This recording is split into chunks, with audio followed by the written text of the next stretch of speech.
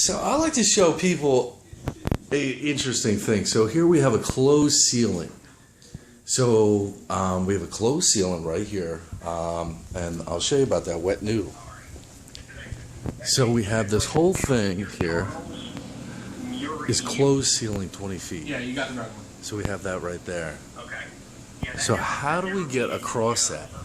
So what Ben just did at this beautiful T-Mobile store is we shot a hole up in there into the closed ceiling, and then we just took this wet noodle, it's called, and we just took the noodle, put a little lasso on top of it with some string. Hey, look, that's that thing that's going around. People say do that, but anyway, you take a lasso and you put it up there. Then we had Ben go over on here, and that's the wonderful technician that did it all, is we took these poles, put a little hook on it, and then he just shot it over about 20 feet, lassoed it, and then he was able to pull it down. So Ben is now an expert in cabling.